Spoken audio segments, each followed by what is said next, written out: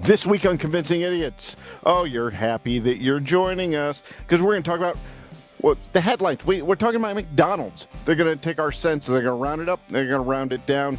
We're going to talk about that. Disney. They may have put the axe on a Solo movie. We're going to talk about how we feel about that personally inside here. And then our question of the week. Probably one of the greatest question of the weeks we've ever had. How do you refer to the 2000s, the aughts, 2010s, teens? We're going to talk about that in our question of the week. But our main event, we are going to the SNL greats. Saturday Night Live, our favorite hosts, our Mount Rushmore of favorite hosts. So all of that, so much more. We're going to be silly. We're going to be stupid. You're going to come be stupid with us. So there's nothing left to do. Let's start the show. You guys enjoy your whatever that is. All right. Test. Test. Call it again? Convincing Idiots. Convincing Idiots. Called it ham gravy.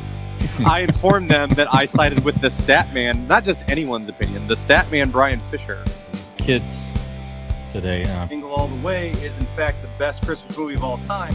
I need to get Grandma a present, and my herpes is flaring up.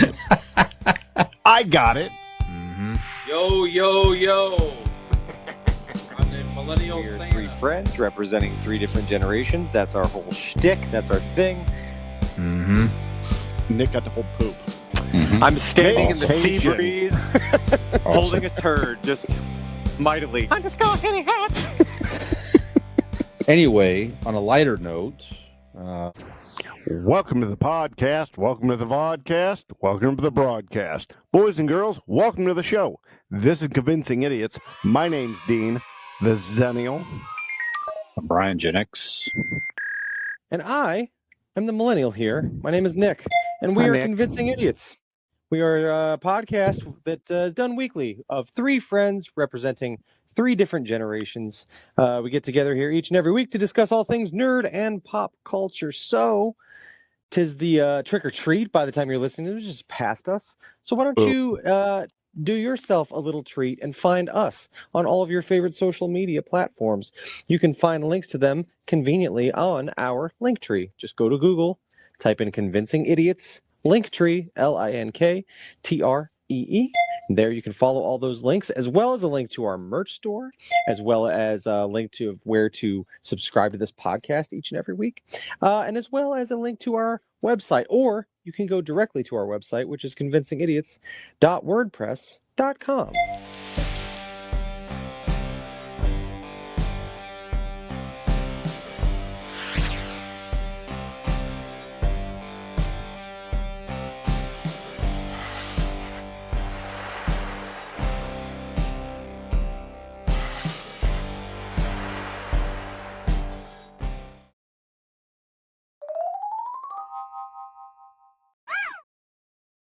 This is episode 265 of Convincing Idiots.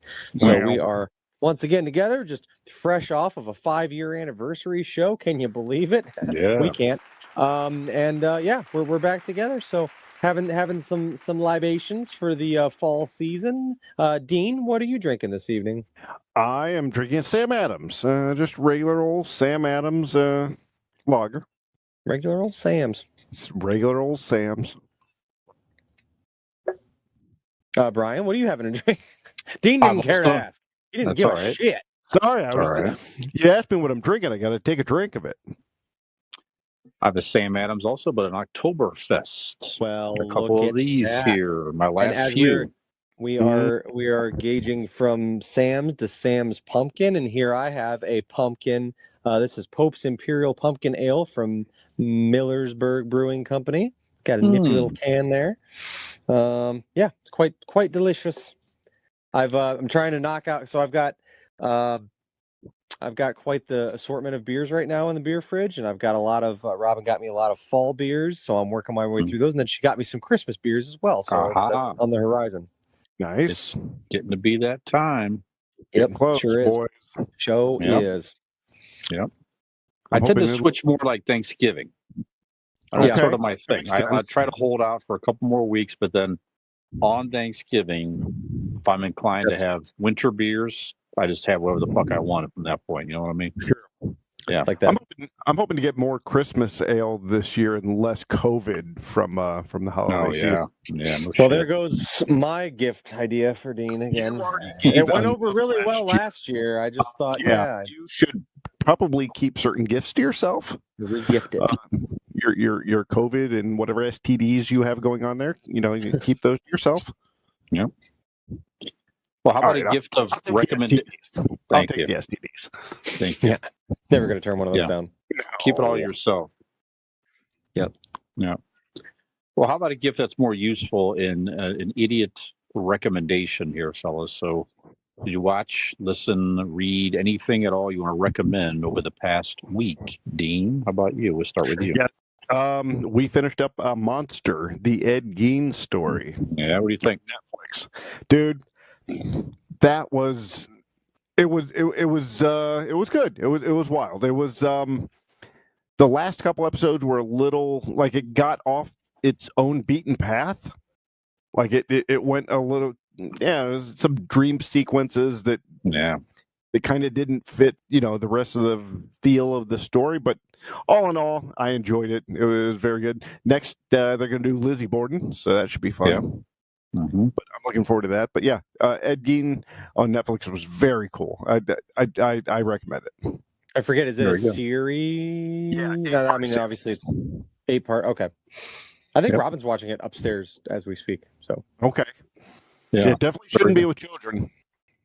No. they don't pay attention to anything anyway. I mean, I'm not much on like police, not policing, but like I'm very lenient when it comes to like Carter and the types of movies. But this one, I definitely would not let him watch at this point. Yeah. Very, very, very creepy and violent. Yep. Yeah. All right, Nick, how about you? What have I been watching? I'm just baseball right now. Sure. I As imagine. Jay's fan, your team doesn't. If you're not a Yankees or a Dodgers fan or whatever, it's. Well, if you're listening to this, the series is over. It would be over by now. That's right. Yeah. So hopefully I'm happy right now as you're listening to this. Hopefully I've had a good couple days. Hopefully I'm coming down off of a severe bender by the time you're listening to this. But yeah, just working on my Jays, man. Normally, I don't wish for your happiness, Nick, but on this one, I'm rooting with you. I've been getting a lot of love from everybody. I've been rocking Jays stuff everywhere since basically they've been in the postseason, and we've Jays fans have been lucky. They played both the Yankees and the Dodgers, two teams that notoriously, if you are not a fan of one of said teams, everyone hates them. So everyone's rooting for the Blue Jays. But yeah, it's been good. People see me out with the Jays stuff on and comment on the series. And as we record this, they were sitting at a 3-2 lead, and I hope that they finish the job by the time this airs. Put in a real late shift in an 18-inning baseball game one night this week. That was insane. But it's been a lot of fun. Win or lose, regardless of how it ends, I would like to say, obviously I want them to do the thing and finish the job, and that would be incredible. But I'm super proud of this team and what they've done and how fun they've been to watch and how our superstars have stepped up in big moments. It's been a lot of fun, something that my hockey team simply cannot relate to. So it's been really cool. But super, super fucking proud of the Toronto Blue Jays and this team getting everybody pitching in and contributions from everybody all through the lineup. So been a lot of fun. Well, Nick, maybe to look at it this way. Maybe it's you have like call it like a rally, right? Yep. So if the Jays can do it, maybe that will rally like the Leafs to step up their game and bring one home. Maybe. I think unless the Toronto Blue Jays teach Vladimir Guerrero Jr. how to skate, the odds aren't good. But I like where your head's at. I like you never know. They could. I mean, there's not much that dude can't do. So that's right. So, very good. Brian, yeah, Brian. Awesome. What about you? I watched one of the biggest hyped horror movies of 2025, now streaming on HBO Max. Weapons. Watched that the other night. Okay. How It's was with the that? kids, right? The children. Children, you know what? Worth a look. This is Okay. Josh Brolin is in this. He's a producer as well, which I didn't realize he was a producer also. But Okay. also, I can't think of her name, but the actress that played Silver Surfer in the Fantastic Four movie. She was Rue also in McClanahan. Nope, that's not her name. I don't think that's correct. Ju- she was Julia, also- Julie Andrews. Nope, that's not her. She's been dead for years. Hmm. Actually, I don't know if she's been dead for years. We'll save that for the obituaries, maybe. Yeah, to be determined. determined. Julie Margulies. I'll pull it up. Adam Anafan? Julie Adam Anafan? Garner. That's what I said. Oh, I so close. You just can't understand my dialect. No, that's what I said. And Amy Madigan plays the very creepy character Aunt Gladys. Sure. I won't spoil it here, but the premise is, all these kids in one classroom one night all get up at like 2:17 in the morning. They walk out of their house and they run away, never to be seen. So all but one kid in the and so it's like, what's going on in this class? What's happening? And why just this one kid? It's a whole like slow burn type thing for a minute. And basically, it's it's not a spoiler. It's in all the trailer, but it's a witch story. So Aunt Gladys is a witch, and you don't see a lot of decent witch themed movies, horror themed movies anyway these days. So it's not bad. It's not bad. It's pretty good build. Pretty good build up. Definitely has a lot of action. Dread type scenes, not real violent, a little bit of violence, but like, do a lot of people have dreads, or is it just like the children? No, it's just this whole build up of feeling of dread in different scenes and stuff. But I'm sorry, I misunderstood. Yeah, I think he means Judge Dredd, the Sylvester Stallone movie from the late '90s. The witch comes Judge, up, Jury, Executioner. I got your kid. I'm an executioner. Yeah, I'll watch that. Yeah, like absolutely.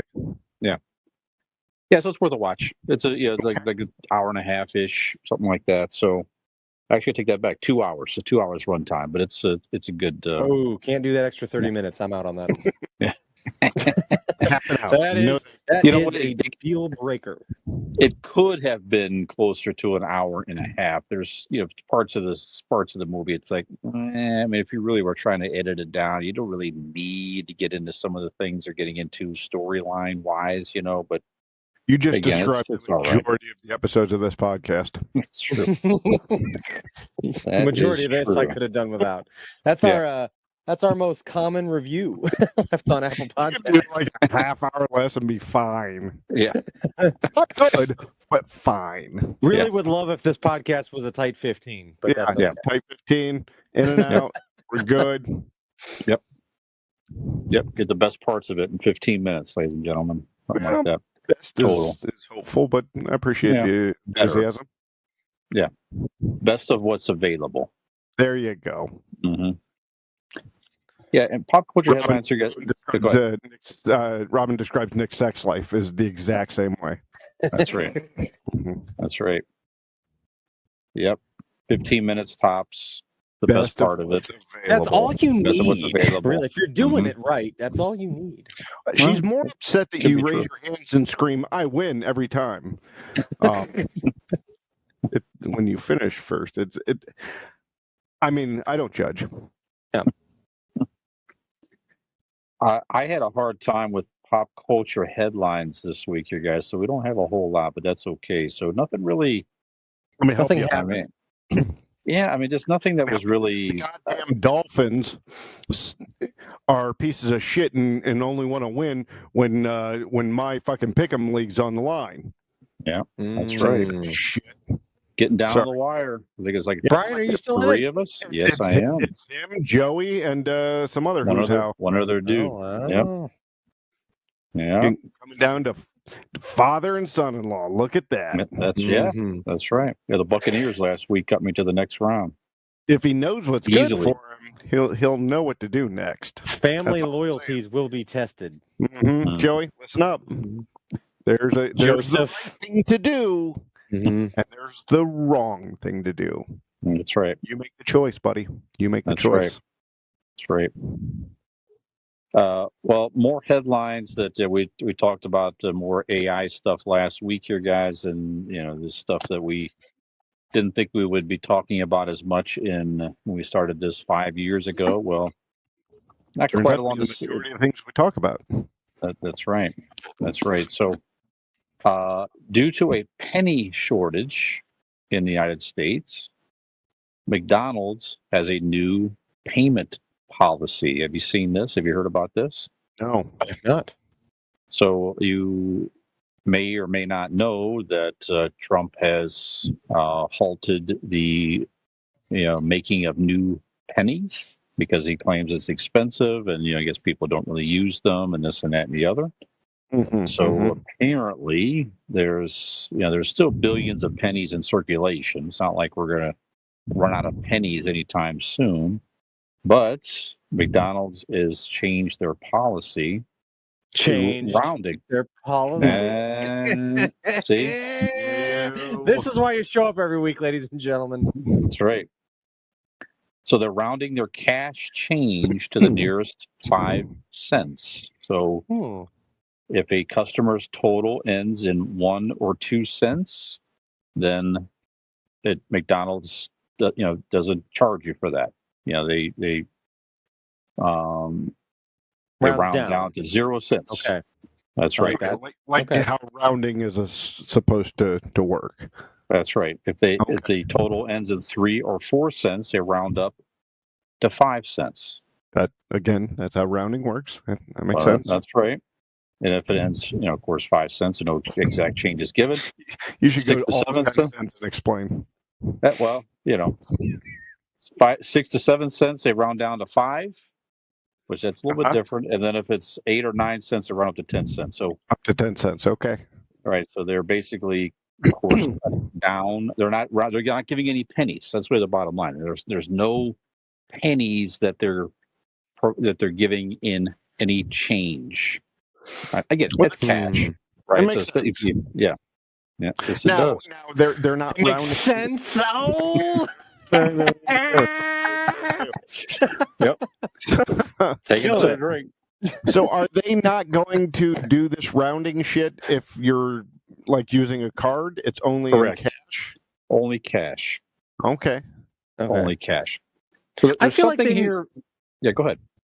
I feel like they missed a great opportunity. I know we're literally talking about pennies, but like, isn't it a golden opportunity to like save a little face and be like, you know what, we're always going to round you down to the closest nickel.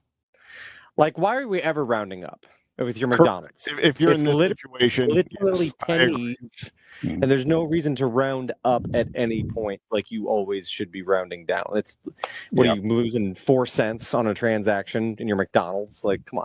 I mean, look at the irony of this whole situation. You have this whole rounding situation for McDonald's given on the idea of the decision made by the president, who has no sense. Ah, yes. I mean, the irony of that is quite delightful. Yep. Makes you wonder if other businesses will adopt something similar. Maybe they'll just find out if it. I can't I can't imagine not a lot of people are paying with cash as often these days, and I don't recall the last time I bought fast food with cash. I mean, I really don't remember. I don't remember the last time I bought fast food not from an app that I even used a card for a transaction. Well, sure. You'd send the money over and go pick it up, basically. I don't remember the last time I ate fast food because, when you look like this, you got to watch what you eat, guys. Your toilet remembers.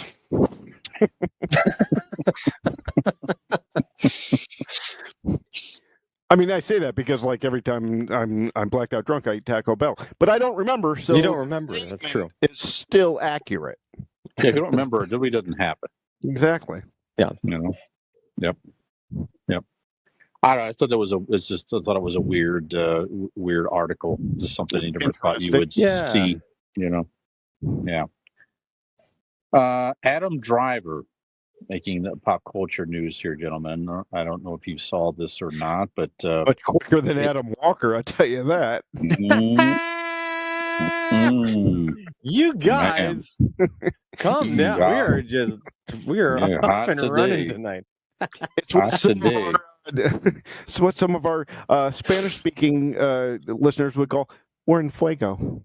Yeah. Mm-hmm. Mm-hmm.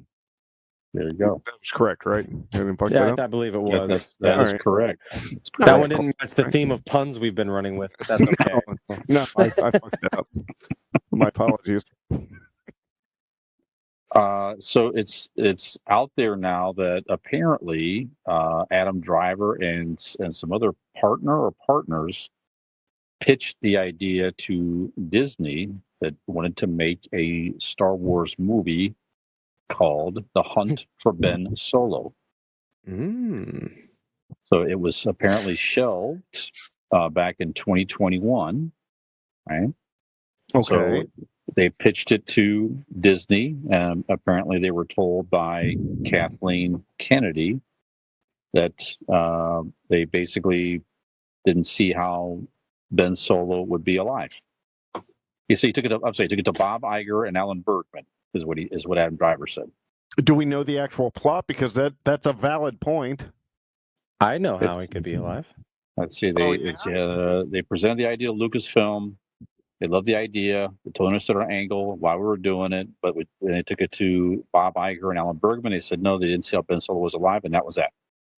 So, okay, Nick. Before we hear their reasoning, Nick, how would you presume Solo is still alive? Ray literally healed that snake monster thing in that stupid last movie, so she can, bring things back from the brink of death, right? But he literally disappeared. What? She can't touch something that's not there. Why can't she reach into the air and summon him back into a person? You ever remember when we used to rewind VHS tapes and it would just go backwards? Yeah. Just do that. Yeah. Okay. So when we get to work tomorrow, we can reenact this and try to get an idea of what you're saying, I guess. Yeah. I just need you to come into the bathroom with me, close your eyes, reach your hands out, and see if you can revive. Something appears, and just something out there. Let's see what happens. Look at that! Oh no! I'm so glad your penis, because it wasn't there before. Nobody could see it. Right. And now, look at it. You just got blow on it a little bit. Yeah. Show itself. It's like how you find out if a duck. You just is a penis. You just blow in the ducks and see if the feathers, blow a lot of ducks. Did you back in the day? Well, I was a Howard the Duck fan. Yeah, so the Adam Driver movie. What? Yeah. What do you think? You don't like the idea? I think it would have been interesting to see another Ben Solo movie and have some, really maybe try to complete the story a little bit better. I don't know. If you could explain it, not if it makes sense, I'd be fine. Okay, it brought back the goddamn Emperor. I mean, come on. That's valid. Yeah, you could bring back anything. I mean, that's true. Yeah, there's a way. Why even explain it? Ben Solo might be alive. How? I don't know. How about we start with bringing back audiences and see where that goes? Well, see, there you go. That's a good one there. I would have been intrigued with that. I mean, because that characters took so many weird turns, and they just didn't do the character right at the end. I didn't think, you know what I mean? So I'm torn because on one hand, I want to see, them try to turn that character around because, like you said, it had such promise at the beginning. I was really taken with that character and thought it was kind of cool. And then on the other hand, I kind of want to forget that those last three movies ever happened. So to add to it is kind of valid. It's messing with my. I don't know. There were a couple shining lights in there. The first movie. The Force Awakens wasn't bad. It was just A New Hope, but a remake of A New Hope, but it was not bad. I mean, I understand and appreciate your point of view, Nick, but I just don't want there to be a time or placement in my life where Daisy Ridley isn't a known commodity. That's all I'm saying. Yeah.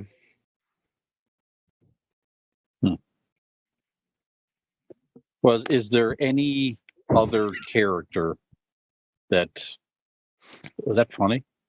Sorry. No, the silence, the fucking silence. I went for my beer and realized that you two weren't going to continue, and I just found it funny that there was just fucking silence that was really uncomfortable. So I enjoyed that. Yeah. Well, of course, they're making another Ray movie. It's in development, right? Yes. So, yes. But is there any other character? Pick any character, Yes. any Star Wars that you would want to see a continuation movie featuring the character. Nick, go ahead. I would like to see more on Finn. Finn was another character that started off so strong and so compelling, and then they just were like, okay, fuck your whole story, your character arc. Like, you're just going to be kind of a background character now. And it was so confusing to me. And I know we've many times, many different episodes dissected the twists and turns of the last three movies and stuff. But yeah, for like you said, with Kylo Ren, Ben Solo, the character felt mishandled and just kind of they did the wrong things with it.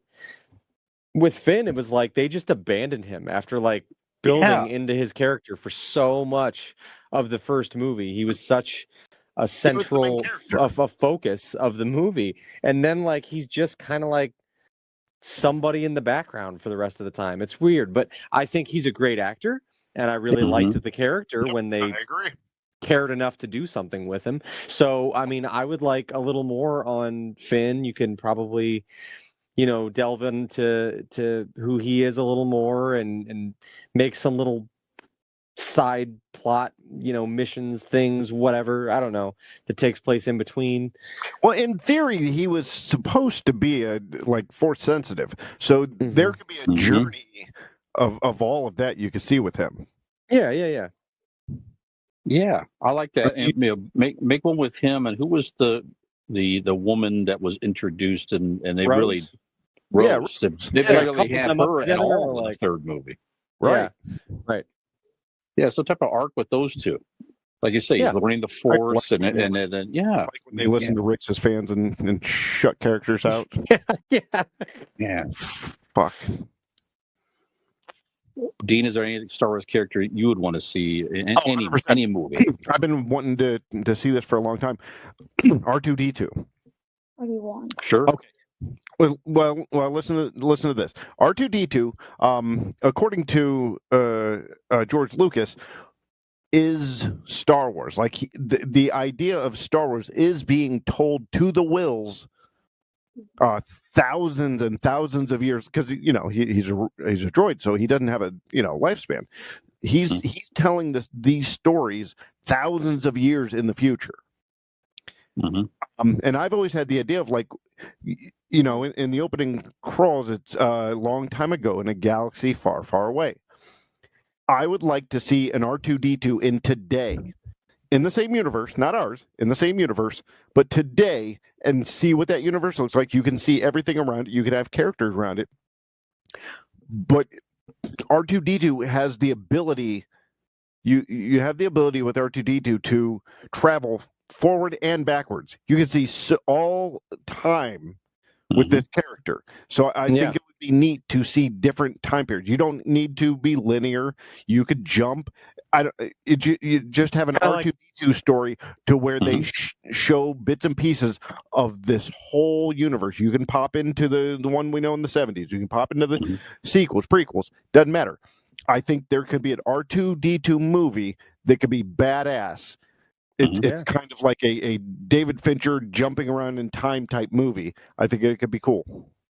Like we talked about with the Predator, that Prey show, kind of like you could take a whole series and plug Predator into different any timeline, eras, time, whatever. Yeah, that's a good idea. I like that.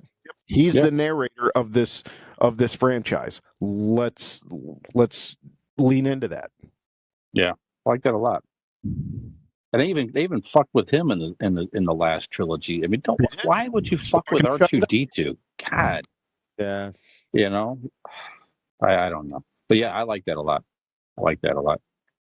How about like a Yoda story where it takes place between episode 3 and 5, right? So Yoda makes a decision because he sort of just leaves. I'm going to Dagobah. Bye. Yep. He Yeah, vanishes himself. Yeah, so many unanswered questions with that is, what was he feeling? Why did he really do it? So you can so the movie's based like on Dagobah, where he's maybe talking to Qui-Gon. Yes. Yes, and other things can happen. I mean, maybe others come in. Maybe he leaves. You can do whatever you want as long as he's there when Luke gets there. That's how you can end it. Certainly, Luke he sees the X-wing coming in or something, and then the end. That he stayed there the entire time. Right. Maybe he went to Milan for like a week or something. Maybe he Fashion Week or something. Dude, I want to see Yoda on a runway. Yeah, be hot. Yep. Burning Man, Yoda. I like it. Dude. Work it, bitch. Fucking Yoda getting fucking toasted up high. That'd be good. Yep. I like that. He wrestles with the thought of like, do I tell Luke about his? All these things. You could really fill in a lot of stuff, and you could make that could even be a series. Honestly, it could be a mini series on Disney for that matter. Yeah. Yeah, that would be good. Colors and smells. I see. I smell. That's right. Yoda, like Burning Man. Yep. Yeah. Aren't you glad you listened in, everybody, this week? Tuned in. Yep. I sure hope you were on some Jazz Cabbage when you listen this week. It'll make it a lot better. Hope so. Well, it's going to get even better. Yeah. Is Dean is going to pose his Ask an Idiot question, which I do not understand at all. Okay. So let's go through it. Mm-hmm. Okay. Hold on. Can I break the fourth wall here a minute and just let you? Our group chat before it made me laugh so hard. Every week we discuss what we're going to talk about when we nail down the main segment, and then Brian mostly comes up with the first part of the show, and Dean's like, "Don't worry, I got it this week." And then there was a back and forth of Brian not understanding exactly what the question was. And then so when Brian then later posts the outline, here's what we're going to do. Here's a rundown of the show. And then under the question of the week, it was labeled as Dean's weird question. Weird question. What? You're a mean boy. That's what you are. You're a mean boy. You're a bully. Weird question. You're a bully. This is 21st century. I don't think we're allowed to do this and treat people like this, Brian. But I digress.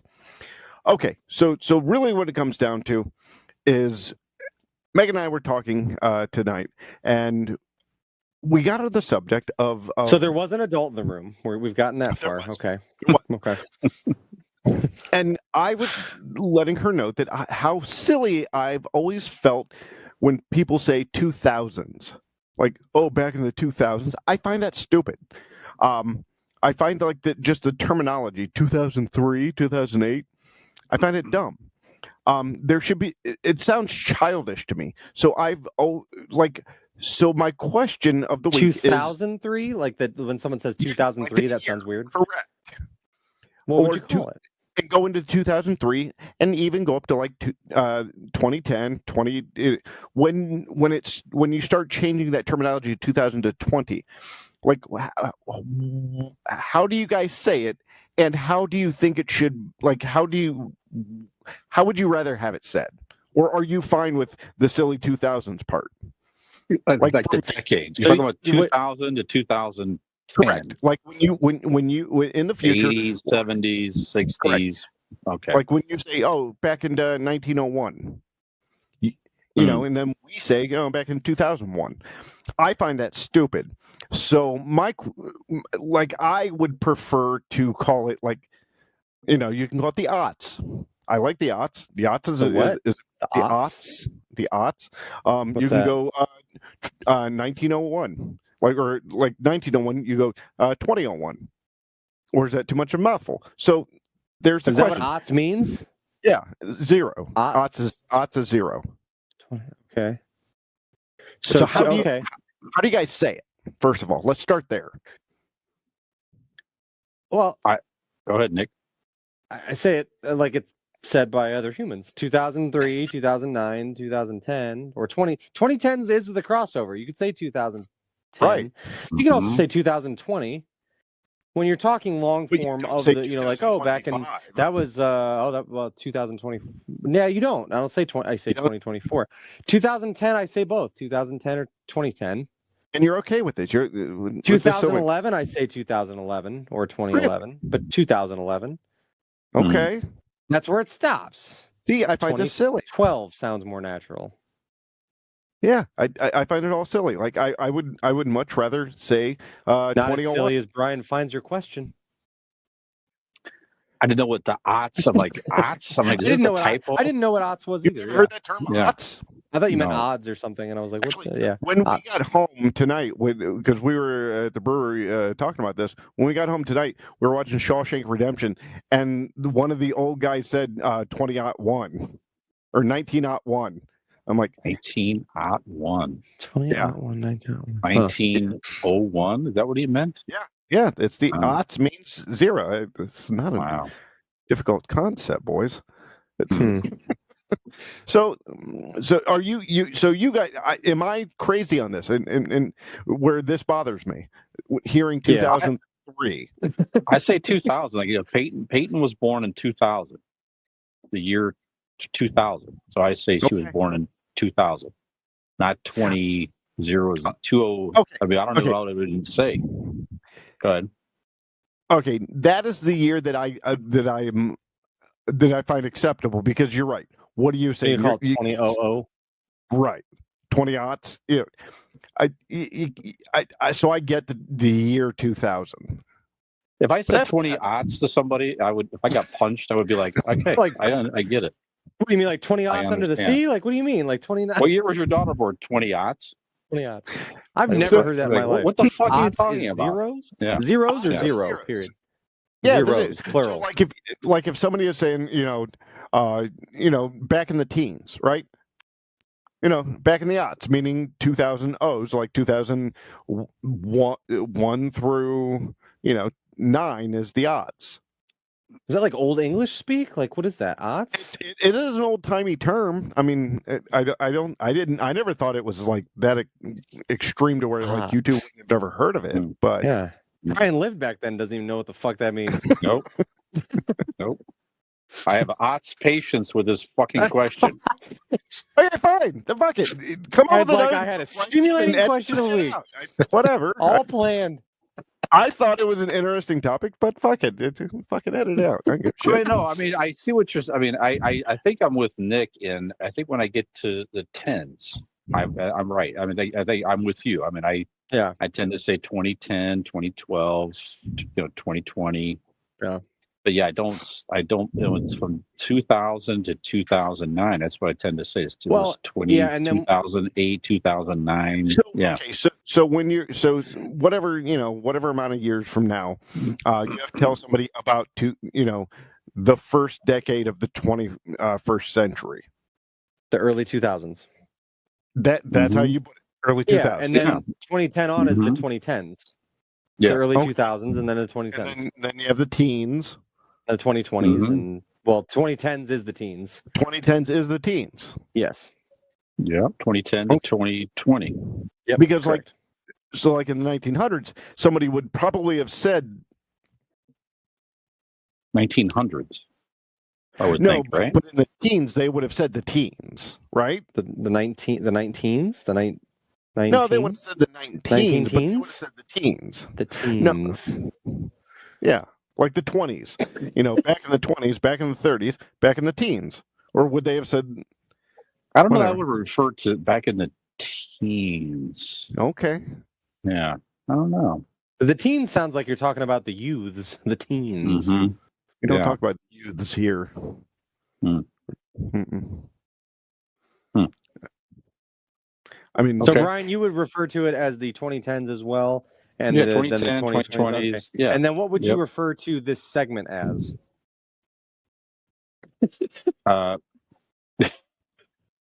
Whatever. A weird question. Whatever. Whatever. Yeah, y'all look at. All I'm trying to get at is when you're looking at the verbiage of like zeros, how should it come across? Like, Well, Yeah. What do come you at the say? odds, come What at- do you say? From I- 2000s to 2009. What do you call it? those are the odds to me, or You the call turn it of the the century. odds. I The find it turn of neat the and fun. century. Called it Yeah. turn of the century. I enjoy that.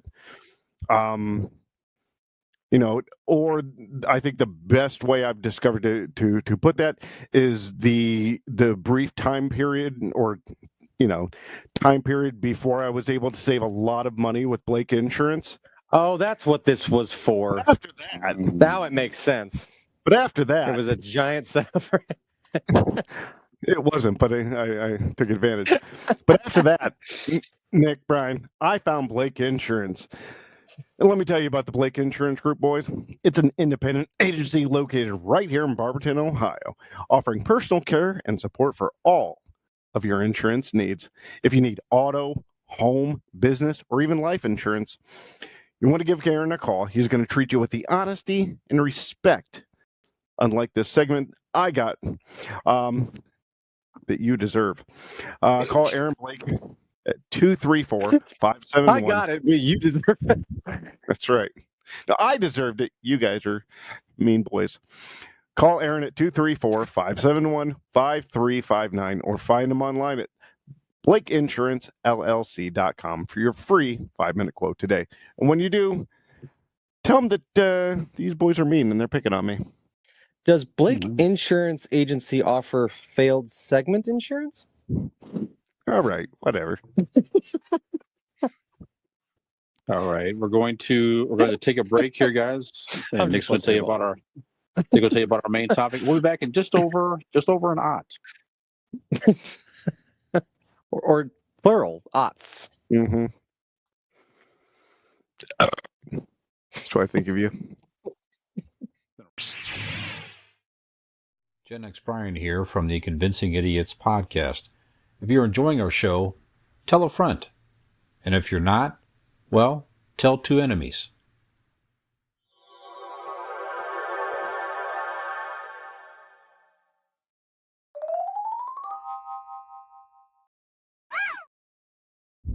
Four, three. Live from the comfort of their own basements, it's episode 265 of Convincing Idiots, featuring Gen X Brian, the Zennial Dean, and Millennial Nick. And now, the third segment of Convincing Idiots. Saturday Night Live. We're talking Saturday Night Nice. Live tonight, ladies and I gentlemen. thought It for is a moment a- you were Howard Finkel. Thank you very much. Thank you very much. As the new season of Saturday Night Live, season 51 has begun. SNL has kicked off their season with a familiar face. Bad Bunny was the host, and he has been a common host and or musical guest, or both, in recent years. Seems to be one of the new favorites. And we thought for the final segment this evening, we're going to be discussing some of our all-time favorite Saturday Night Live hosts. So they could have been a one-time host that you really liked the episode they hosted, or it could have been multiple times. They could be part of the 5 Timers Club, or the 7. Is it 7? 5? There's a jacket. 5. 7? 5. 5. Yeah. Or more or less. Up to you. But you can tell us why. You can pick some of your favorite SNL hosts of all time. So we're going to start with Gen X Brian. Very good. One of my all-time hosts, probably number 1, honestly, Alec Baldwin. Alec Baldwin. I think he's hosted Great the most. choice. Yeah, like 17 times, something like that, whatever. How But can he keep this up? Surprisingly very long. It's actually my internal monologue in my own mind like every day. Boy, I wish I could masturbate. I should leave church first. You like that, don't you? Yeah, one of these times I want to get intimate. I want to bring Nick in and have you do that. Good Do that dog. voice. Yeah, I like it. I like it. Throw it back for Daddy one time. Oh, look at her back that ass up. Well, you see so many like best of episodes, the clips of Saturday Night Live. Alec Baldwin's in many of them. Yeah. Especially like the Christmas ones. I mean, and then it just reoccurring characters he did was just so good. Mhm. And obviously he did Trump. He's known for that, but I loved him in just so many things. Like when he did Tony Bennett, he had the Tony Bennett show. I like things that are great. That's really great. Yeah, that's really great. Yeah. Yeah, it just you knew it was going to be good. When Alec Baldwin was posting, you knew it was going to be at least a few really good sketches that he was in. Very versatile, great comedic actor. He could play serious, he could play fun. Just so good. I mean, It's probably what helped him get the role of Jack Donaghy on 30 Rock. Oh, no question. Just knowing, what sort of timing that he had. He was a serious actor. Yeah. So I mean, this gave him just great the range. Yeah. Yeah, absolutely. Like I said, so many iconic sketches. I mean, he is Pete Sweaty in Sweaty Balls. Right. Yeah. I mean, and the Always Be Cobbling with the elves, or what I mean. So good. Yeah, he's been in fantastic sketches over the years, iconic ones, really. Yeah. Very good. So many to name. Yep. There you go. Yeah. All right, Zenial Dean. All right, this is not going to come to any surprise to anybody. You know what? I'm not going to start there. I'm going to start with Spacey. No. I'm sure he was a fabulous host, but I'm going to go. This gentleman only hosted one time, and it was October 22nd, 1983. John Candy. John Candy. We love John Candy. The wonderful John Candy. One time? Only one time. 1983, wow. 22nd. Wow. I mean, he was friends with all of those, the cast members back then. One of the funniest human beings on earth. And from what they say, I know you guys watched that documentary, one of the greatest people. How is that not a fit? First of all, how is he not a cast member in general throughout the whole series? Right. Yeah. But yeah, John Candy was the legend we all know he was. And so he did it one time, and on 1983, October 22nd. He's number one on my list. Nice. Yeah. Don't remember that episode. So you can go back and watch all these on Peacock. Yep. They might be, especially from the 80s, ones I've gone back. I went and back and watched the Wayne Gretzky episode that he hosted. Yeah. Which is pretty good too. But it's some of those older ones are, and I don't know if this has to do with licensing or what, but they're less like musical performances and things like that. So they don't have those included, but it does have the sketches. And with John Candy, I'm giving you right now the exact date, October 22nd, 1983. Wow. Nikolai. I'm going to start with an easy layup, and he is commonly referred to as, certainly in recent years, one of the best guest hosts. And it's Justin Timberlake. Same reasons that Brian gave for Alec Baldwin. Just he's a part of so many epic like SNL classics. Obviously, like Dick in a Box is the biggest one, but he and the where he dressed up as the Soup and take it on down to Homelessville, and like wrapping paper, he's got, all that. Yeah. And then the sequel to Dick in a Box, the Mother Lover one. I mean, they've got so much. You can do a best of Justin Timberlake. Yeah. Just for stuff he's been in, and he's hosted quite a few times over the years. But he's another one where he was just kind of like, everybody knew him as obviously first from NSYNC and then as a solo artist, and he's this pop star. But like, I think part of it was the element of surprise that, like, as an entertainer, like, he's funny and like his comedy, he's good at this. And I've heard people, cast members from that time period, the early 2000 or the 20 ticks or the 20 tits or the odds, the 20 aughts. You There idiot. you go, 20 aughts. God damn. Yeah, those are the 20 aughts there. When he was on so often, and him and Andy Samberg and other cast members really hit it off. And they talk about how seamless it was to work him into sketches and how good he was, and he would take a character and just completely run with it, and he was so collaborative. And you can tell it shines through on those episodes because he almost doesn't seem like he's a guest host. He just kind of works in, without issue with the rest of the cast. So Justin Timberlake's. I wonder if he had like the same idea as The Rock. The Rock started getting all those movie roles because like people saw him on his first shot in Saturday Night Live and were like, oh shit! Mhm. Like not only is he funny, like he can act. Like he has performance chops, and that opened the door for The Rock. In Hollywood. Yeah, just sure. that one time on Saturday Night Live. Yeah, I think Timberlake is arguably the greatest host, like a musical act. He was a musical act, the greatest host who did the greatest comedy bits maybe ever. Yeah, there's some good ones.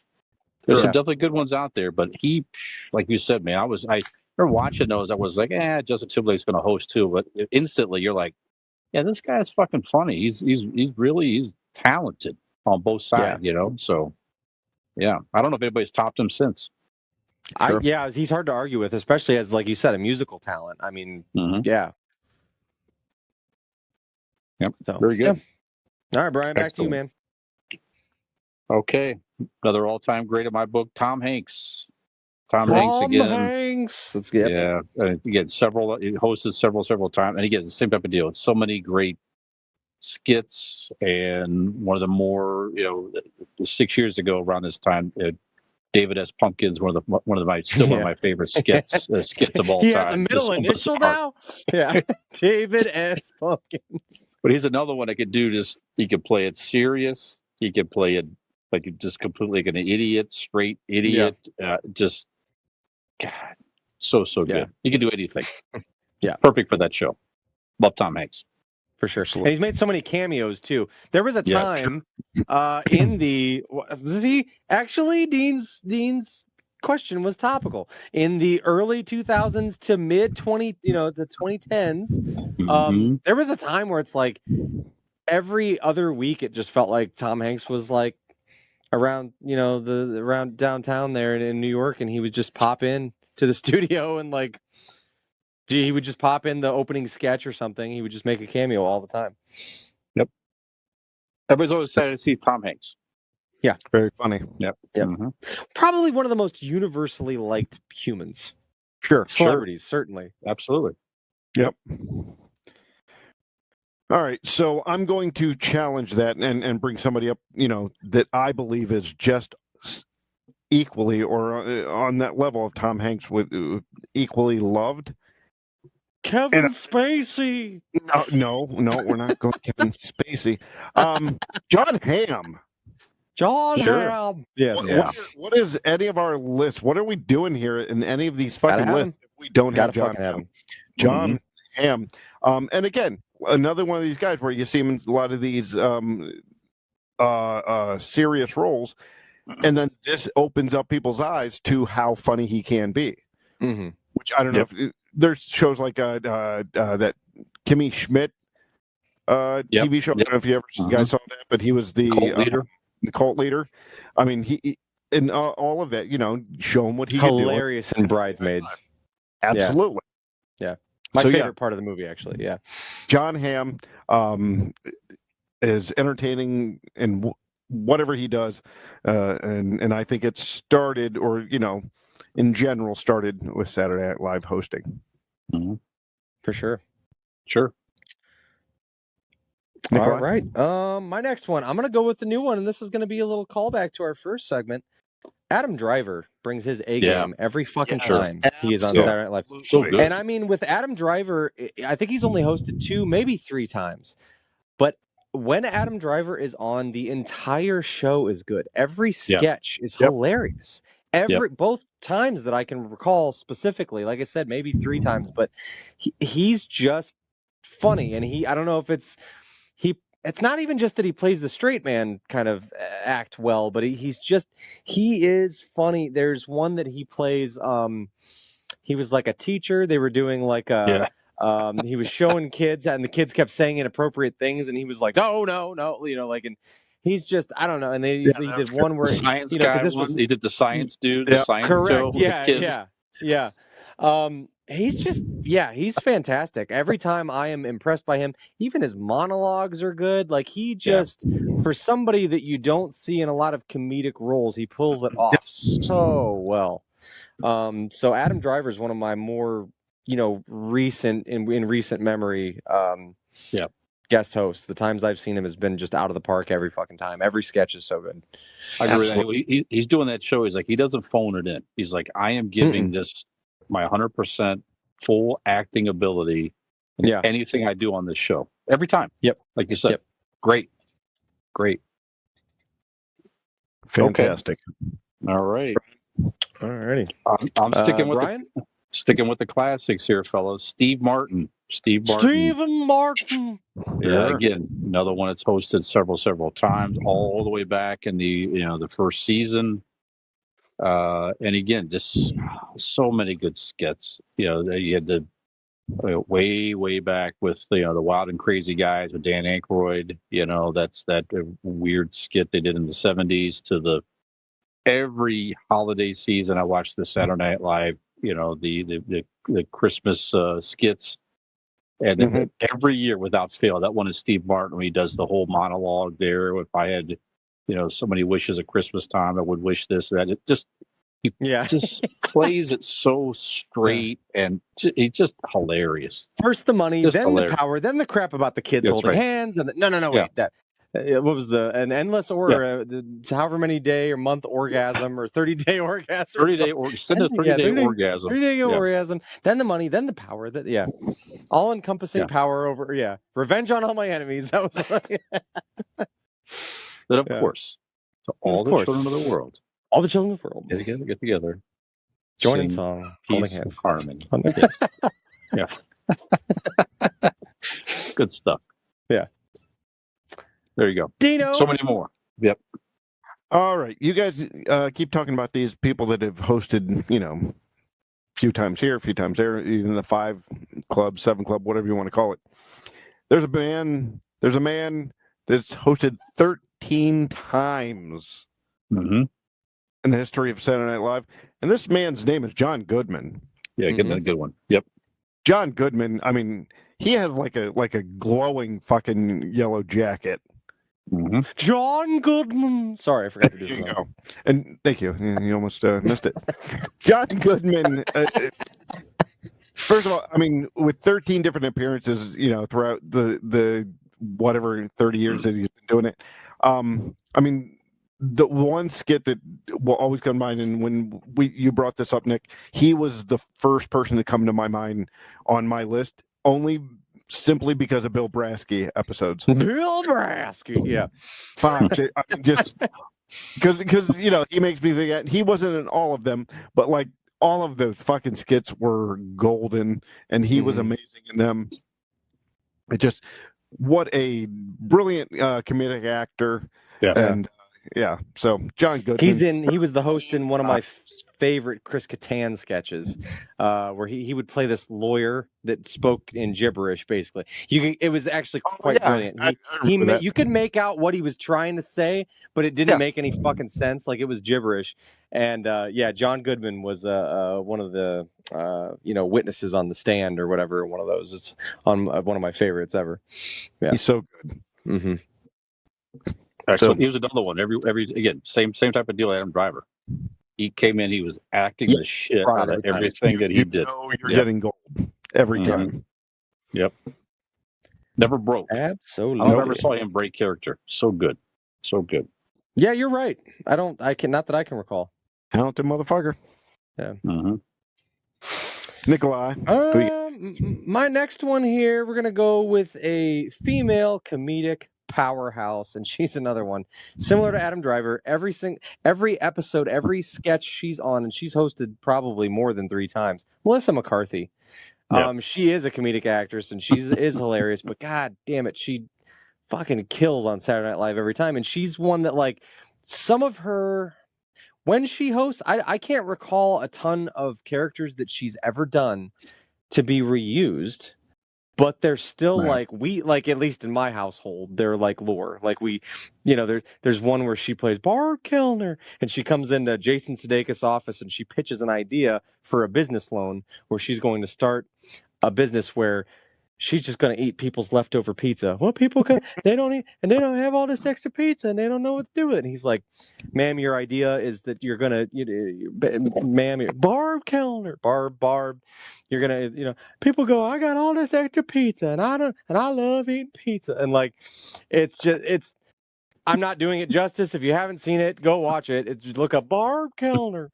It's fan-fucking-tastic. But there's many more. Like, every episode, like I said, just like the same what I said about Adam Driver, she is one that every time she hosts, you know what you're in for. You know the whole Mhm. episode's going to kill because she is a comedic actress. She writes these, and she's fucking brilliant. And it's not even just like what she writes and the way she writes sketches, but obviously her physical comedy speaks for itself. She can do everything, and she's fucking hilarious. And yeah, Melissa McCarthy every time is guaranteed to be a good episode.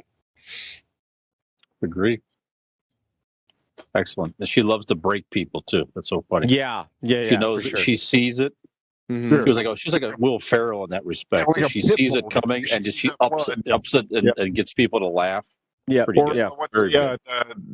McKinney, Kate McKinney. Judge Todd McKinney. Yeah. Oh, No, Mhm. not Judge Todd. Yeah. Kate McKinney, right? Kate McKinnon. McKinnon, Yeah. Yeah, McKinnon, she's good sorry. like that too. Yeah, Yep. she does the same thing. I mean, and you can see Yeah. like in her eyes, like she just fucking, narrows and goes, "Yep, you're fucked." She does that when they do like the opening ones on the alien abductions, Yeah. and she starts Those are serving so those lines up, and she's like, she's got me, and she'll like look at somebody and like kind of size up with them and do And you her know the person yeah. she's looking And at they're like, goes, "Fuck." yeah, There's nothing I can do. Shit. Yeah. Okay. yeah, yep, Just hope the camera doesn't like stay on me laughing. Fuck. right. Mhm.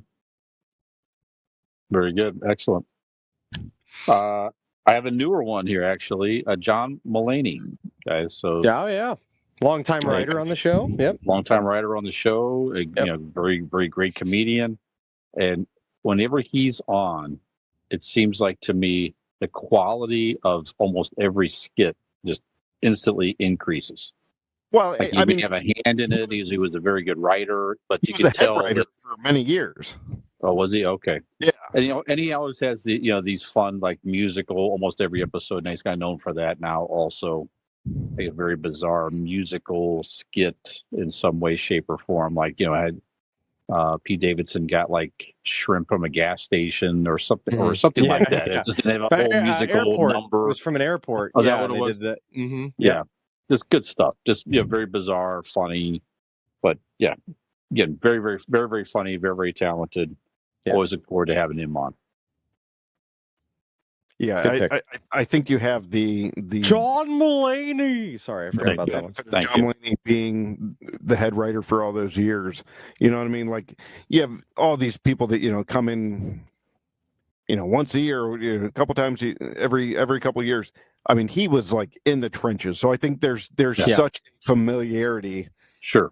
Because like when he was a head writer, he didn't do a lot of sketches, right? Nope. Yeah, never. I never heard of him I before me he either. was doing stand-up. And I found out later that he was a writer on SNL because he was never in a sketch ever. Like he was never on in front of the camera. I think if you watch some of them, just like Conan O'Brien, you can see him in the background, like as a background extra. Yeah, I'm sure. And Yeah, stuff not like knowing that. at the time who he was. Yeah. Funny motherfucker. Yep. All right. You guys were actually talking about it made me think. I wanted to go back and I looked up this because I remember how surprised I was when John Bon Jovi years ago hosted. Yeah. If you talk about a musical guest who surprised you of being funny. And John Bon Jovi. Jonathan Bonathan Jovi. That's not the middle name.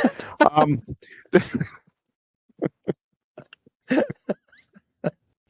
don't think it's even I think it close. is. Mhm. Jonathan Bonathan. Jonathan Actually, Bonathan. I really want somebody to name their child. Look it up. Jonathan Bonathan Jovi. Look it up. Look it up. Yeah. Going Shit. on tour next year, by the way. Go ahead. Mhm. But yeah, I remember him like being surprisingly funny. I wasn't. I mean, because obviously, you've seen like Keith Richards and Mick Jagger do not hosting, but I mean they may have hosted, but Mick Jagger did. Yeah. Okay, yeah, and it's funny for Mick Jagger, right? Yeah. But I remember Bon Jovi being surprisingly entertaining. He was. Not just for being a musical act. So, yeah, I like the Bon Jovi. I'll put it on my list. Yeah. Wow. All time. Yeah. There you go. All Mhm. time. Yep. Absolutely. Hang it from the rafters. Mhm. Jonathan Bonathan Jovi. Thank you, All right, no, Cleveland. I agree. Jonathan Bonathan was a very good host. I remember, him hosting him and they did one sketch where him and what's his name? Ricky. What's the guitarist player's name? John Bon Jovi. Rick. His guitar player. Yeah. Ricky Ronathan. Richard Ronathan. No, God, I just had it on the whatever. It's Richie Sambora. Richie Sambora. That's it. Okay. That's it. John Bon Jovi and Richie Sambora were doing a sketch where they were trying out dancers for and then like Chris Kattan did Mango. And that was the whole so and then they kind of became obsessed with Mango, as everyone always does. But the John Bon Jovi episodes that the ones I'm thinking of are from the early 2000s, like the 20 Zeds or the 20 aughts, 20 aughts. Turn of the century. It is the Zeds. I like the Zeds better. The Zeds. 20 Zeds. The 20 Zs. 20 Zeds. I like the Zeds. Yeah. Anyway. Bon Jovi was surprisingly a good one. Yeah, for sure. Absolutely. Yeah. Am I up? Is it my turn? Yep. You're up. All right, I'm gonna go with another newer. Do I want to go? Nah. Okay, she has to come up. She has to because she's another one. Even though she's newer, Emma Stone. Emma Stone is fantastic on SNL, and she's got reoccurring characters. One of my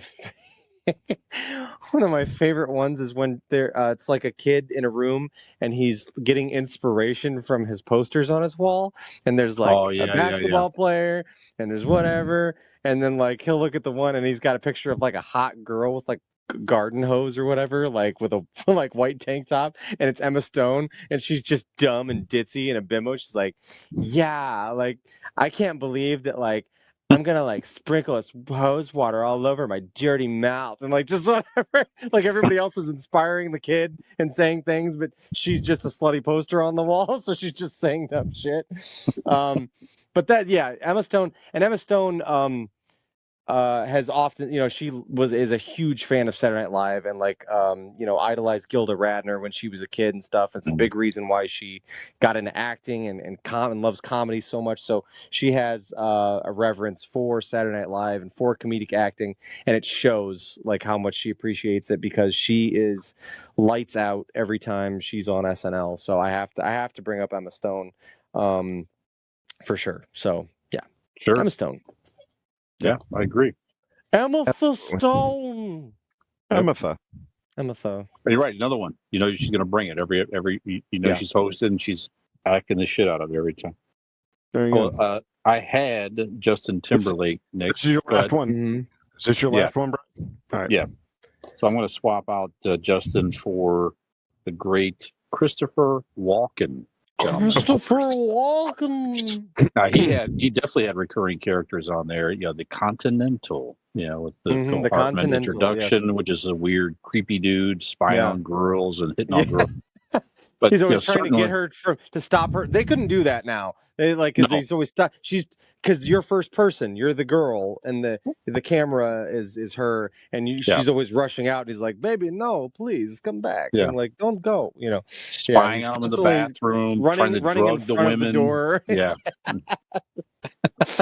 She breaks a break for the door, and he like puts himself in front of I mean, he always got punched out at the end. He always got Yes, punched out by yeah, the yes. woman and got and she always got away. But it was like you say, he couldn't do it today. But of course, when arguably at least probably top 3 skits of all time, he's in with the cowbell skit when he plays the producer. He played that. I don't know that in any skit anybody played a part as straight and perfect as he played that producer in that skit. It was just absolutely, even though people were breaking all around him. I would say he was in that sketch with Jimmy never- Fallon and Horatio Sands, and they were fucking losing it the whole time, as always. My But God. And even Will Ferrell broke a little bit there, which and seldom happens. Yeah, everybody, they're like, Yep.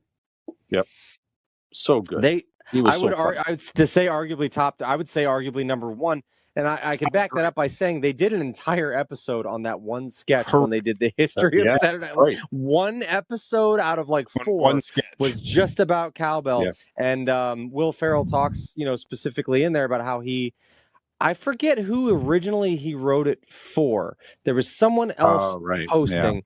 And he talks about it, and he was like, they were hosting, and it got put away. It didn't make it at the table, so he put it in his desk drawer, and he was like, And then when Christopher Walken came about, he was like, Walken can do this. This is going to be really good. And then, now it's, forever. It's in the doldrums of history.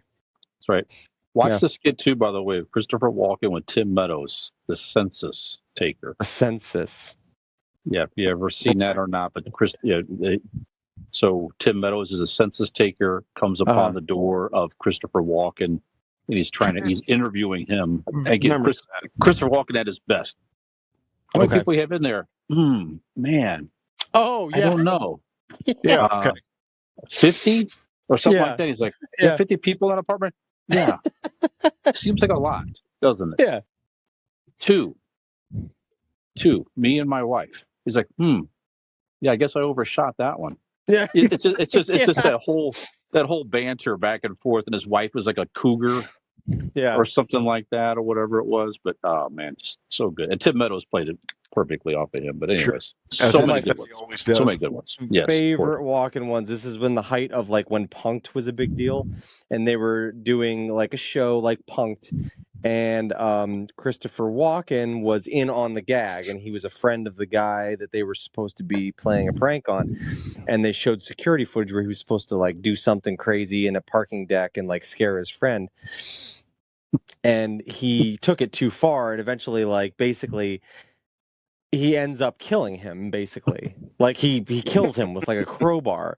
And they were like, they're watching, it's on the live footage, and the host of the show's like, oh my God. And he was like, do you see? He's like, I pranked him to death. It was great. Did you see what and it's like, they're like mortified. They were like, what the fuck happened? And it was good. Christopher Walken's, an all-timer for sure. So good. That's awesome. Good. Okay. All right. For my last one, guys, I have this memory back in the early 2000s of Jon Stewart hosting Saturday Night Live and how much I fucking loved it. I love Jon Stewart in general, right? Yeah. Who doesn't? And like I enjoyed the hell out of it. And like so much. And I've always had this memory of him hosting. So I kind of looked it up tonight, and some places are saying he didn't. Like, maybe this is a Mandela effect. I don't remember hosting. Some of the sites said he did. Some of them said he didn't. I have him on here as he did. It was March 9th, 2002. If he hosted, that you was have a date. Yeah. Then he must. I mean, again, but a lot of places I say don't he did. recall that. Maybe But again, I can choose somebody else. So I can't say that definitively that he hosted. I have a very good memory of him hosting in the early 2000s. So 2002 would have made sense. Sure. And I enjoyed the hell of it. He's always a funny guy, especially back then. Is youthful Jon Stewart. So I'm going to stick with fresh, it. John, fresh off of Big Daddy Jon Stewart. there you go. Perfect. So I'm going to stick with Jon Stewart. March 9th, 2000. So you're picking a guy that you don't even know. May or may not have posted. No, but that's what I'm Go saying with is I remember him But hosting. you remember? Okay, so you No, think he? I looked it up Well, tonight then because I wanted to look up the date. Obviously, I don't remember the fucking date, so I looked it I would- up. And some of the sites were going, no, he cameoed, but he's never hosted. And I'm like, I fucking remember hosting. we will delve into this. It would Okay. make sense that at some point in time he's hosted. Correct. He has also been the host of the Daily Show for fucking ever. Like Right. at some point, you would think, you know what I He mean? took Like, a vacation when Trevor Noah came along, but yeah, right. But I mean, like, yeah, he's. It would make sense that he has. In my head, I feel like I can even see him doing one of these poses with like a hunter remember green fucking- sweater on, and could've sworn the I dog remember tears it the- off for TV Funhouse. Like I don't like that. I don't know that. I don't know. I'm just saying. I like you said, Interesting. Mandel. It But I would make remember- sense that would even be a thing. So but my March point 9th, on this list is that I remember how much I fucking enjoyed it. Like I Okay. love him being a host. So that's why it's always stuck with me of how good he was and how much I enjoyed it. Okay. Enough to like go, that was really funny. So I went to look up date and they're like, he never hosted. I'm like, what? That's kind of bullshit. So I looked it again. Go ahead, Brian. On SNL Wiki, Jon Stewart hosted March Thank you. 9th, 2002. There you go. Okay. There we go. All right. I was right. Good deal. All right. Last on my list, Jon Stewart. All right. March 9th. The musical Can guest was confirm in he did do it. India Airy was the musical guest. Sure, that's So what I that's how that was. Musical guest, India Airy. Yeah. And now your host, Jonathan Stewart. I don't know why I here's make the him say the bumper long picture, words. everything. The long, Yeah. he didn't say that. He just said No, their he was names as more they into were. Brevity. Yep. There you have it. Was it Right. Pardo? Was that the Don Pardo, right? Don Nick? Pardo? Oh yeah, the guy. Yeah, the announcer guy. Don Pardo. Yeah. Still doing it, right? No, he passed. He passed away. died. Oh, okay. Yeah. Okay. Yeah, they've had probably over the last 10 or so years they've had a newer guy doing it. It's still weird to me. Yeah. But it is a place in time. It is very it stops somewhere around 2004-ish, 2005, I think. At least Jon Stewart did. I think he started with around the time of the cast with the Bill Hader, Jason Sudeikis, Andy Samberg. Like I can hear his voice doing those names and Kristen Wiig and then sometime and when some of those were still there, it changed over. But it's he's iconic forever. Yeah, a voice for of sure. Saturday Night Live. Is it me? Is it my last or did Your is it my last? Yep, your last, buddy. Shit, I got two that I really want to bring up and I don't know which one to use. Honorable mentions. I do, yeah. Okay, here's what I'm gonna do. I'm gonna save him for honorable mention. Do a combo and just I'm give gonna. us. Well, I am. You know what? You're right. In honor, Fuck this it. is perfect tie-in.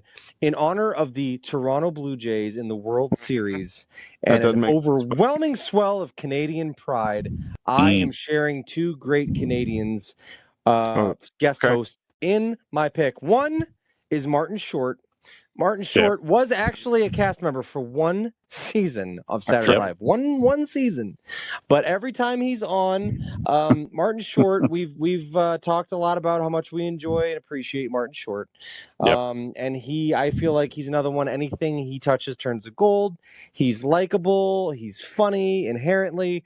And every time he is on, which he's only hosted, I think, maybe a few times, his monologues are great. His sketches are great. They're topical. He's funny, and he also gets the opportunity to reprise some of his iconic roles that he did when on the one.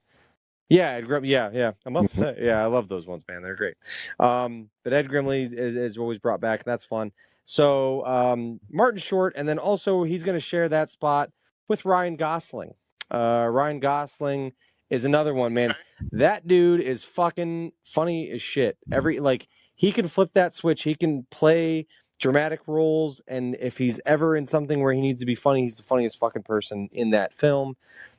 I'm not trying. I know what Barbie was and what it meant to female empowerment, and I'm not taking anything away from that. But like, from a comedic standpoint, Ryan Gosling absolutely made that movie, and that was a little taste of that. But Ryan Gosling, every SNL episode I've seen, Ryan Gosling has been great. Huh? Yep. You watch Fall Guy? I've not seen Fall Guy. It's not bad. It's good. It's Yeah. good. I was pleasantly surprised, Okay. much like my former boss. There you go. Pleasantly surprised. Same rating. Mhm. Same rating. Twice Mark, over. sure. Pleasantly surprised. Yep. I That's didn't right. have a lot of hope for it when I went into that movie, Nick, but come to find out. Yeah. You I know was what? pleasantly Sometimes surprised. you get surprised. Not bad. Pleasantly. Martin Short, by the way, Nick, 8 times host. 8 times. Jesus. 8 times. Okay, that's a lot more than I thought. Yep. So he's Wow, you're a he's fucking idiot. actually. I wonder how many. I was gonna say. I wonder if he has now hosted more times than episodes he was on as a cast member. Oh yeah, It's funny. absolutely. Maybe. You know, Yeah. Maybe. because he was only a cast member for one season. Although he did have in that season, he did have the character Ed Grimley, Ed Grimley, I must say, which became an animated Saturday morning cartoon yes, for a season and a doll. or so. There was a pull string doll of Ed Grimley. That's Yeah. right. Yep. Not many In can his say book, that. which I will recall back to, and I think I've told you guys before when I read it at the time, you should treat yourself, and I use read lightly. Listen to the audiobook of Martin Short's book. It's fantastic. And he does it because he narrates it and he does the voices, and there's so many little mini parts in the chapter where he does as characters, and one of them is Ed Grimley. So like he reads as the character, he's in character, and it's so fantastic. Like, listen to Martin Short's book on audiobook. Absolutely. Couldn't recommend more. So Excellent. there you have it. All right.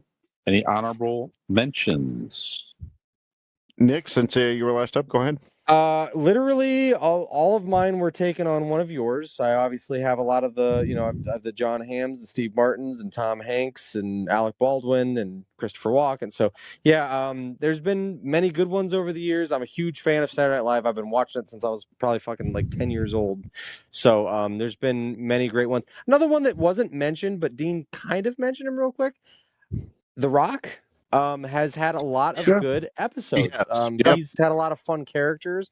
I liked when Obama was in office, and he would turn into the Incredible Hulk version, and he would be the Rock Obama, where he would get, because Barack was always so composed. And remember when presidents were composed and just like, civil and decent, Ridiculous. whether or not you agreed with their policies. It's a wild time to recall back to, but it did exist. But Barack Obama was known to be, very reserved and very, calm and collected and cool about things. And there would be times where someone would be kind of poking the bear, and he'd start to Hulk out, and he would turn into the Rock Obama. And, those were good. And his early sketches, he did Mr. Peepers with Catan. Mr. Peepers was so it was really good. Yeah.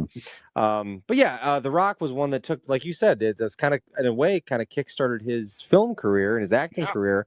And he was an immediate success on SNL. And I remember, being such a huge wrestling fan as a kid, when he hosted, it was a big deal. And Triple H and the Big Show, and we're like in his monologue, and they were watching Mick Foley. Yeah, it was fun. He was another good one too. Absolutely. Excellent. Brian, you have any honorable mentions? Most were mentioned. I had Adam Driver, Melissa McCarthy, John Goodman, and Will Ferrell when he came back as a host. Oh yeah. Okay. Yep. That makes sense. So many good skits when he came back as a host. Always funny. Always, and again, another one always gives us all every second he's on that show. 100%. Yeah, very definitely. funny. Dean. All right. I have a list of honorable mentions. I just kept going through some of my favorites. Like John Lithgow was fun. Mm-hmm. 3 times he did it.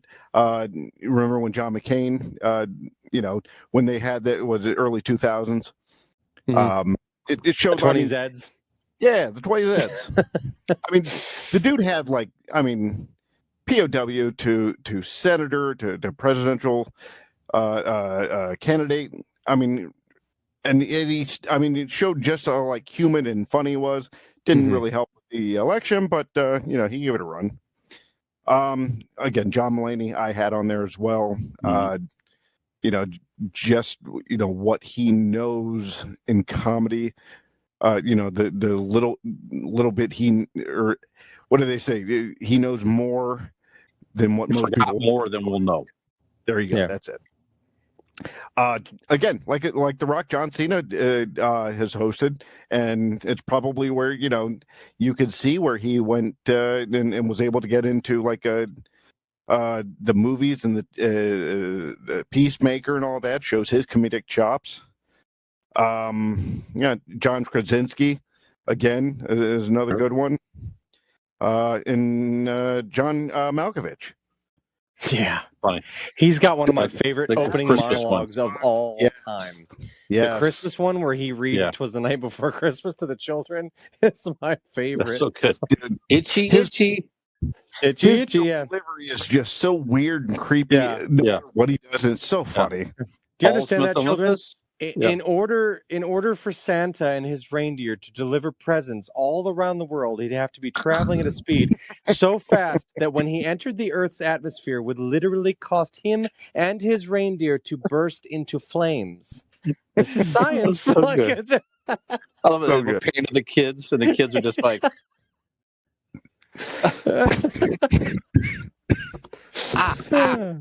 so good. Yeah. Kantatal is coming, and he's going to eat all of your toes. Yeah. Yes. Yeah, great. I'm gonna give one more honorable mention. The Peyton Manning episode was absolutely hilarious. Yeah. Peyton Manning was Oh my the God. skit when he's like Playing being the football coach with the at kids. the When he's kids fucking camp. beaming those kids, Christ, so funny. He was great. He was one of the best sports. He might be arguably the best sports Yeah.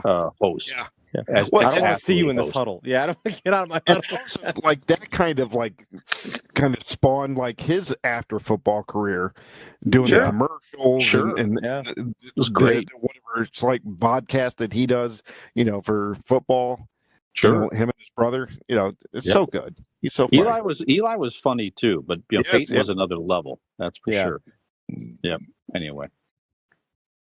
All right. We got time on. Go Eli's ahead. playing funny. Peyton is funny. Yes, that's right. Yeah, yeah. That's you're right about that. I agree with that. All right. Well, gentlemen, we have done it. Gentlemen, I'm going to go ahead and send it to the wrap up. This, Go if ahead. you haven't guessed by now, is Convincing Idiots. That's right. And this has been episode 265. So if you've enjoyed the dumbassery that has taken place here this evening or on any other show that you've listened to, please feel free to go and find us on all your favorite social media accounts. We are listed on them and conveniently placed there for your comfort and convenience on our link tree. Go to Google and type in Convincing Idiots Linktree. That's LINKTREE. And follow those links to your heart's content. You can also find a link to the merch store and our website, which is convincingidiots.wordpress.com. So for episode 265, I am Millennial Nick. I am the Zennial Dean. Do it in the voice. The Zennial Dean. Thank you. The Gen X Brian. Lovely. Have we convinced you to come back for season 5 or 6 to be determined? We'll see you next time. Why did you sound like Harry Carey at the end? Hey, It kind of changed at the end because, hey, I got kind of confused. I didn't know which one I was going to. And I thought, hey, might be kind of fun to flip the script.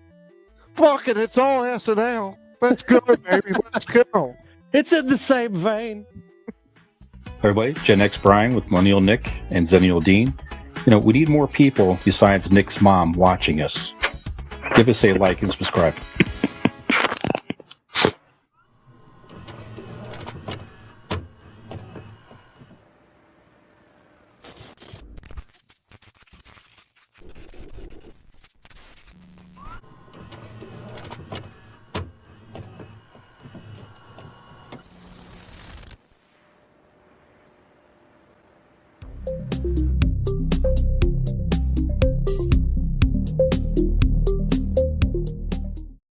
Ham grape.